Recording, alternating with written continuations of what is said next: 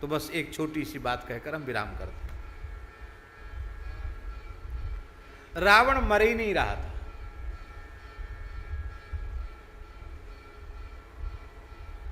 काटे बहुत बड़े पुनि जिम तीरथ कर पा,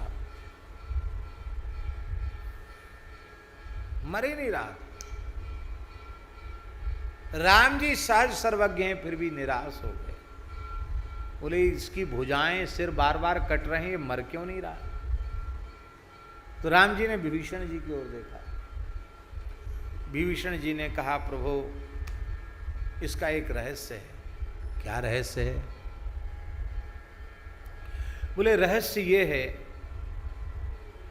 अब वो कथा तो बहुत लंबी है पर मैं संक्षेप में सुना रहा हूं।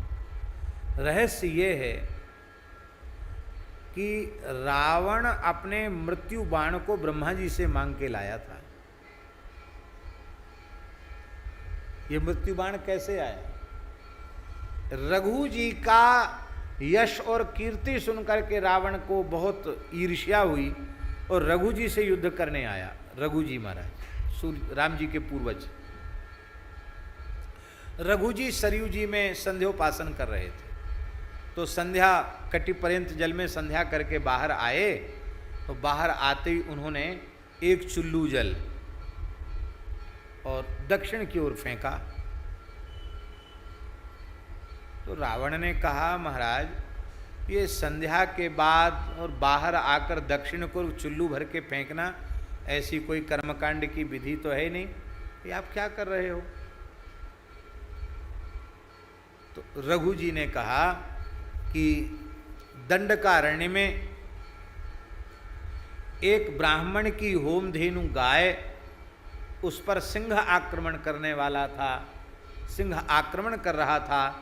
तो इस अभिमंत्रित जल से हमने सिंह को नष्ट किया और गाय को बचाया। आश्चर्य की बात है, ऐसे सिद्ध महापुरुष यहीं खड़े खड़े सब देख लेते हैं। तत्काल रावण गया, वहां पता लगाया तो वे ऋषि आशीर्वाद दे रहे थे, रघु जी ने ही मेरी गाय को बचा लिया, नहीं तो मेरा धर्म ही लोप हो जाता, मेरा अग्निहोत्र ही नष्ट हो जाता। अब रावण ने कहा महाराज रघु से, बोले हम आपसे युद्ध करना चाहते, युद्ध की भिक्षा चाहते हैं। रघु जी बोले हम तो ब्राह्मणों को अपना परम उपास्य मानते हैं, ब्राह्मणों की पूजा ही करते हैं, युद्ध नहीं करते, और कोई ब्राह्मण भी ऐसा होता नहीं जो युद्ध की भिक्षा मांगे। तुम कैसे ब्राह्मण हो? बोले मैं पुलस्तवंशी ब्राह्मण हूँ, सामान्य ब्राह्मण नहीं हूँ। पर रघु जी युद्ध करना नहीं चाहते थे। रघु जी ने देखा कि इसको कैसे थोड़ा डराया जाए, ये भगे यहाँ से। तो रघु जी बैठ गए सरयू जी के पुलिन में और अपने हाथ से थोड़ा सा वहाँ रज को, रेत को चौतरी जैसी बनाई और बनाकर अपनी तर्जनी उंगली से लंका का नक्शा बनाने लगे। मैप, नक्शा, ऐसी है ना तुम्हारी लंका, ये है, ये है, ये है, यहाँ ये है, यहाँ ये है। आश्चर्य, यहीं बैठे बैठे सारा नक्शा बना रहे हैं। हाँ महाराज है तो बिल्कुल यही। तो बाएं हाथ से ऐसा एक कोने पर हाथ फेर दिया, नक्शा मिटा दिया। बोले पहले लंका देख के आओ। जैसी रावण वहाँ गया तो जितने कोने पर हाथ फेरा था उतनी लंका जैसी आराम ध्वस्त हो गई। अरे बोले तो बड़े प्रतापी हैं, कहीं पूरे नक्शा बनाकर हाथ फेर देते तो हम तो बेघर हो जाते, हमारी तो लंका ही नहीं बचती। बड़े प्रतापी हैं, ये तो बहुत प्रबल हैं, इनको तो किसी भी तरह से इनको परास्त करना चाहिए। तो बोले उपाय क्या है? तो उपाय यही है कि इनकी जो रानी है ना, रघु जी की रानी, वो महान पतिव्रता है, उसके बल से इनकी ये महिमा है। तो उनके पातिव्रत को छल पूर्वक में नष्ट करूं। तो रावण रघु जी का रूप धारण करके, आप तो मध्याह्न संध्या करने वहीं रुक गए और ये रघु जी का रूप धारण करके वहाँ अयोध्या जी में प्रविष्ट हो गया। पर जैसे ही प्रविष्ट हुआ तो महासती रानी ने कहा, अरे ये कौन सा ऐसा नीच व्यक्ति है जो स्वामी का वेश धारण करके यहाँ आया है? उन्होंने घुसने नहीं दिया। अब तो वहाँ से रावण अंतर्धान हुआ और जब रघु जी को पता चला कि इतना दुष्ट अभिप्राय पूर्वक यहाँ आया था, तब रघु जी ने निश्चय किया कि अब तो उसका वध करना ही पड़ेगा। तुरंत रघु जी ने अपने तरकस से बाण जैसे ही निकाला, उसी समय ब्रह्मा जी आ गए। ब्रह्मा जी ने हाथ पकड़ लिया, राजर्षि रघु, तुम्हारा बाण अमोघ है, मैंने रावण को बहुत लंबी आयु दी है, आपके वंश में प्रभु का अवतार होगा, उनके हाथ से रावण का वध होगा, ऐसे इस बेचारे को मत मारो अभी। रघु जी बोले, ये तो ठीक है, आपकी बात तो हम मान गए, पर इस बाण का क्या होगा? ब्रह्मा जी बोले, बाण हमको देखो, जब भी रावण मरेगा तो इसी बाण से मरेगा। रावण को पता चल गया कि हमारा मृत्यु बाण और रघु जी का ने जो निकाला था वो बाण ब्रह्मा जी के पास है। तब ब्रह्मा जी से प्रार्थना करके, तपस्या करके, ब्रह्मा जी को प्रसन्न करके रावण उस बाण को ले आया और ला करके उसने लंका में रखा। लोग कहते हैं ना कि रावण ने बाण को काल को पाटी से बांध रखा था। पाटी से बांधना क्या है? कोई मृत्यु बाण को अधीन कर रखा था, बाकी काल को पाटी से कौन बांध सकता है? काल तो सबका कलेवा करने वाला है। रावण काल को पाटी से बांध लेता तो रावण के राज्य में किसी को मरना ही नहीं चाहिए, पर मरने वाले मर रहे थे, पैदा होने वाले पैदा हो रहे थे। इसका मतलब है उस मृत्युबाण को रावण ने कब्जे में कर लिया था। तो विभीषण जी ने कहा कि ये तो हमें पता है कि रावण ब्रह्मा जी से मृत्युबाण ले आया, ये तो मुझे पता है, लेकिन ये मुझे पता नहीं है कि रावण ने उसको रखा कहाँ है, लंका में रखा या और कहीं छिपा कर रखा, ये मुझे ज्ञात नहीं है।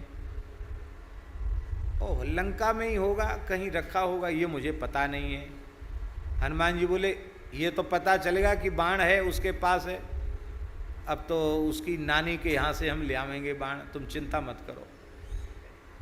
तो हनुमान जी तुरंत ये इस पद्य की हम चर्चा कर रहे हैं, भानुकुल केतु रण विजयदाई, राम जी को विजय देने वाले हनुमान जी।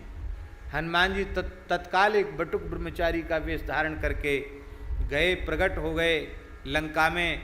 मंदोदरी अपने उपवन में उदास होकर रो रही थी, हाय हाय मेरे पति के सिर कट रहे हैं, पैर हाथ कट रहे हैं, बेचारा मर रहा है, अब क्या होगा, मैं सौभाग्य शून्य होने वाली हूँ। हनुमान जी बटुक रूप में पहुँचे, जय हो रावण की विजय हो, रावण की विजय हो, दशग्रीव लंकेश की विजय हो। मंदोदरी ने देखा, ब्रह्मचारी जी क्या बोल रहे हैं आप, मेरे पति के सिर कट रहे हैं, हाथ पैर कट रहे हैं। अरे बोले, मैं अपने ज्ञान के बल से सब जानता हूँ।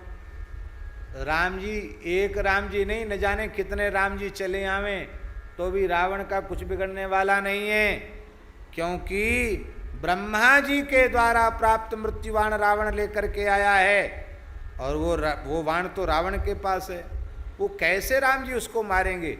इसलिए रावण की विजय हो, रावण की जय हो, रावण की विजय हो। पुरुष की एक कमजोरी बताएं, पुरुष अपनी प्रियतमा से कुछ नहीं छिपाता है, उसको ज्यादा विश्वास में लेने के लिए अपने सब बक्कर देता है, खोल के सुना देता है। और माताओं का भी एक स्वभाव होता है, वो खोद खोद के सब पूछ लेती है। इनमें इतनी विशेषता होती है, युक्ति मुक्ति से आप जो नहीं बताना वो भी आप बता दोगे। तो रावण ने अपनी प्रियतमा मंदोदरी को ये बता दिया। हनुमान जी कितने बुद्धिमान, हनुमान जानते हैं कि रावण ने मंदोदरी को जरूर बताया होगा। और इस बात को जब मंदोदरी ने सुना तो मंदोदरी भूल गई। माताएं तो जल्दी बोल ही देती हैं।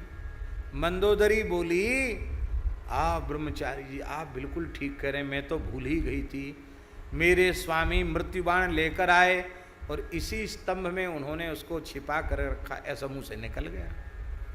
खंभे में चिनवा रखा था रावण ने, उसी को थोड़ा फूल चंदन लगा के पूजा करता था। हनुमान जी ने एक लात लगाई, लात लगाते ही खंभ टूट गया, बाण प्रकट हो गया और बाण लेकर राम जी के हाथ में दे दिया। तो रघुकुल क्या है, क्या शब्द है, भानुकुल केतु रण विजयदाई। भानुकुल केतु, भानुकुल केतु श्री राम जी को युद्ध में विजय प्रदान कर दी, रण विजयदाई। तो छाड़े सर 31, गोस्वामी जी ने कहा ना 31, तो ये 10 और 20 सर तो किसके थे? ये राम जी के थे। और 31वां जो बाण था वो ब्रह्मा जी से प्राप्त वही बाण था जो हनुमान जी लेके आए थे। आप कहेंगे ये कथा आपने कहाँ से सुनाई? वाल्मीकि में तो है नहीं, रामचरितमानस में है नहीं, ये बंगला भाषा की रामायण कृत्तिवास रामायण है, उसमें ये कथा लिखी हुई है। बोलो वृंदावन बिहारी लाल की। छाड़े सर 31 तो भानुकुल के तुरण विजय दाई। हनुमान जी न होते तो विजय कहाँ से मिलती? ऐसे श्री हनुमान जी महाराज की जय हो।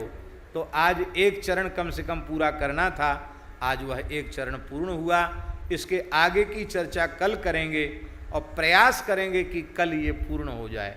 श्री राम जय राम, जय जय राम, श्री राम जय राम, सीताराम जय सीताराम।